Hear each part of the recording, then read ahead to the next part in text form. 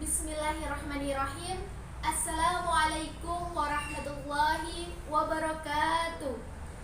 Ibu-ibu, bapak-bapak yang saya hormati, mari kita ikuti kajian tematik Fahmil Quran, kajian onsite dari Jalan Slamet Riyadi, Sukoharjo.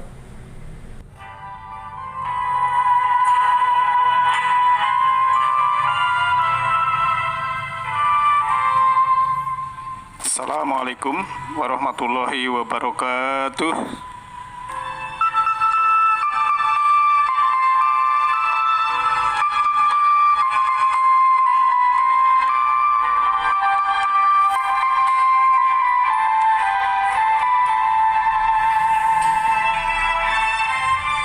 Alhamdulillahilladzi anzala ala abdihil kitaba wa lam yaj'al lahu iwaja la ya'tihil batilu min baini yadayhi wala min khalfih tanzilu min hakimin hamid. Segala pujian milik Allah yang telah menurunkan kitab kepada hambanya, dan kitab itu tidak ada kebengkokan di dalamnya. Kitab itu tidak didatangi kebatilan baik dari depan maupun dari belakangnya, yang diturunkan dari Rabb yang maha bijaksana lagi maha terpuji. Ikhwaniddin, kajian Majelis Taklim Nurul Huda yang insya Allah dirahmati oleh Allah Subhanahu wa Ta'ala. Marilah kita senantiasa bersyukur kepada Allah Subhanahu wa Ta'ala bahwa pada malam hari ini kita masih diberi kesempatan, beri kesehatan, kenyamanan, kedamaian, keselamatan, dan semua itu adalah kasih sayang dari Allah Subhanahu wa Ta'ala. Maka beruntunglah orang-orang yang telah menemukan bahwa sesungguhnya setiap saat dalam kehidupan ini adalah kehidupan yang menakjubkan, karena kasih sayang Allah yang sangat luar biasa. Kita akan merasa hidup ini menakjubkan manakala kita sudah bisa memposisikan pikiran dan perasaan kita dalam hal-hal yang positif. Pikiran dan perasaan adalah sumber kekuatan. Ikhwaniddin yang berbahagia, yang terjadi dalam kehidupan kita ini adalah kita sendiri yang menarik. Maksudnya pikiran kita, perasaan kita itu mengeluarkan energi, ya. Dan bagi orang-orang yang memiliki kesadaran, ya semua akan menjadikan kualitas spiritualnya. Misalnya kita bangun pada pagi hari, bagi orang yang penuh kesadaran, dia akan menikmati, akan bersyukur, ya. Sehingga apapun yang terjadi itu ada pertambahan untuk kesadaran. Nah, ikhwaniddin yang berbahagia, dalam Al-Quran sudah disebutkan, surah 17 ayat 7, A'udzubillahi minasyaitonirrajim, in ahsantum li anfusikum wa in asatum falaha. Jika kamu berbuat baik, berarti kamu berbuat baik bagi dirimu sendiri. Dan jika kamu berbuat jahat, maka kejahatan itu bagi dirimu sendiri. Dalam ayat ini sebenarnya panjang, tapi yang saya temakan karena perasaan atau pikiran dan perasaan kita itu mempunyai energi yang dahsyat, maka sebetulnya hidup yang kita terima saat ini adalah akumulasi daripada pikiran dan perasaan yang telah kita jalani. Karena pikiran dan perasaan itu mengeluarkan energi, kemudian yang namanya keluar itu akan menerima. Jadi menerima apa yang kita pikirkan, apa yang kita rasakan. Maka kalau kita berpikir sedih aja, wah nanti sedih, nanti ada masalah ini, nanti sedih lagi, begitu terus. Ya, misalnya kita di jalan ada kemacetan, Kemudian kita nanti ngobrol dengan kawan, wah di sana macet ya. Besok lagi ngomong lagi di sana macet ya. Di sana macet terus, kita omongkan masalah kemacetan. Besok ada lagi macet terus macet gitu kan.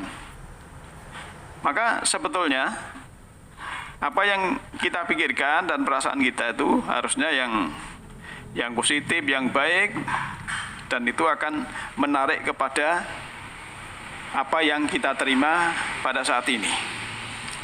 Maka jelas sekali dalam ayat tadi yang saya baca, ya, in ahsantum, ya, apabila kamu itu berbuat baik, ya, ahsantum li anfusikum, berbuat baik bagi dirimu sendiri, bukan untuk orang lain. Karena apa yang kita keluarkan, perkataan, perbuatan itu adalah menarik, ya, menarik kepada atau kembali kepada diri kita. Jadi yang namanya hukum alam, ya, hukum Tuhan di alam semesta ini, kita percaya atau tidak, ya, yang kita pikirkan, yang kita rasakan, itulah yang akan kita dapatkan. Bagi siapa saja, karena memang yang namanya sunatullah, hukum alam semesta ini memang berlaku untuk semua yang ada makhluk di bumi ini, termasuk kita manusia. Kalau Allah sudah punya program, ya, minggu lisain sababa, tiap-tiap sesuatu ada sebab akibat, ada kausalita. Fa'at ba'a sababa, maka ikutilah kausalita itu, ya, dalam surat 18, 84, 85 itu yang sering saya sampaikan. Maka tugas kita hanya mengikuti kausalita. Kalau akibatnya kita sekarang demikian, itu memang ada sebab-sebabnya.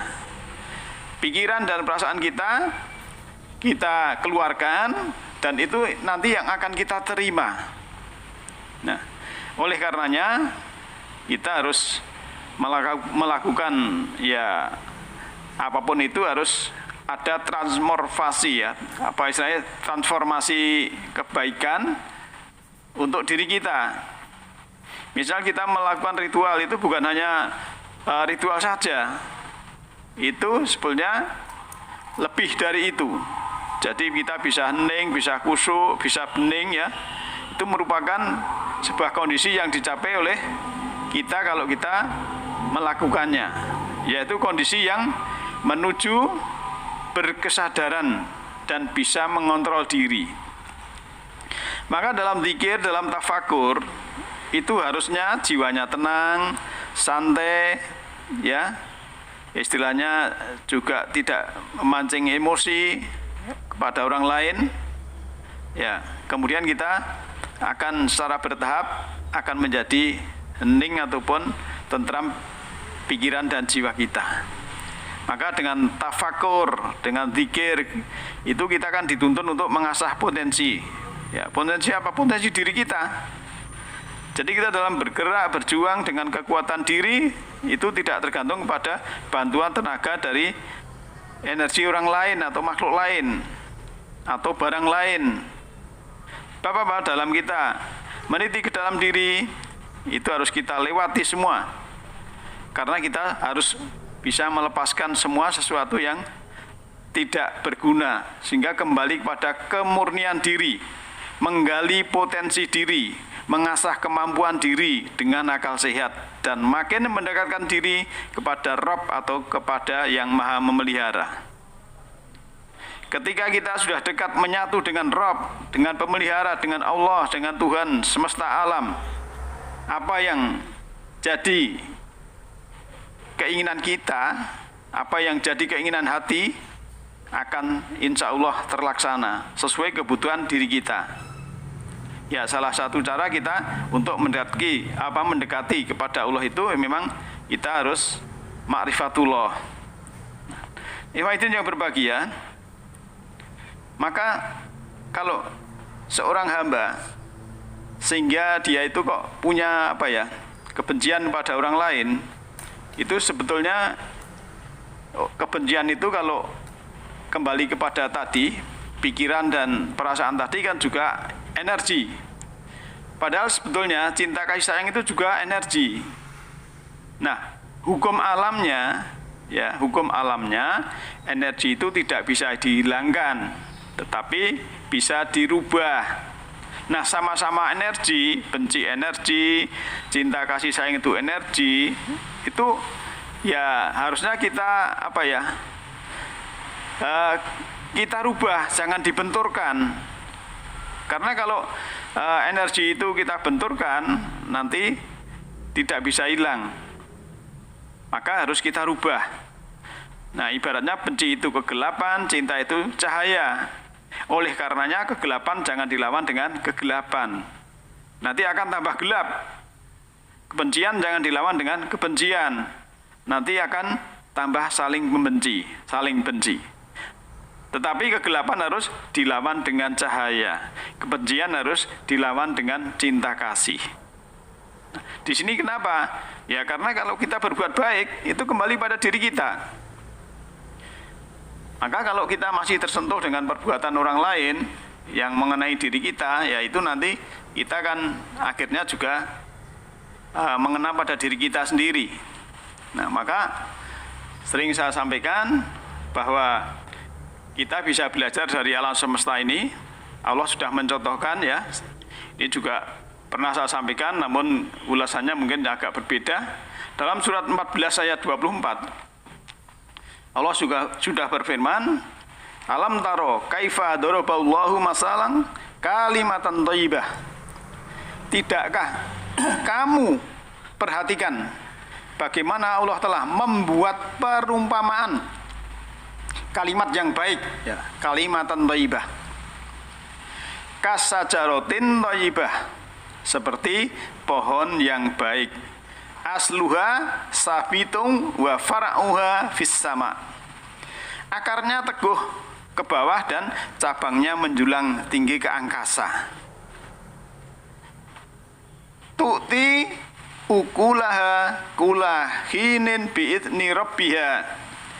Pohon itu memberikan buahnya pada setiap musim dengan seizin Rabb-nya, seizin Allah. Wayat ribu, ya, wayat ribullahu.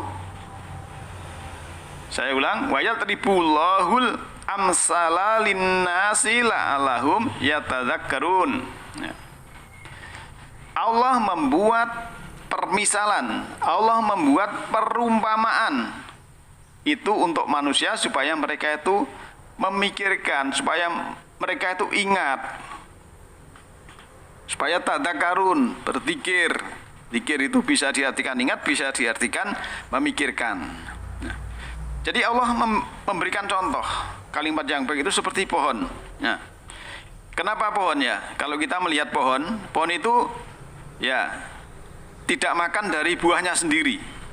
Jadi untuk hidup, untuk tumbuh, pohon memperoleh makanan dari tanah, dari panas matahari, ya, dari udara, dan dari yang lain bisa menjadi pembuahan serbuk sarinya itu mungkin tadi dari kupu-kupu atau apa ya, yang semua itu dari alam semesta.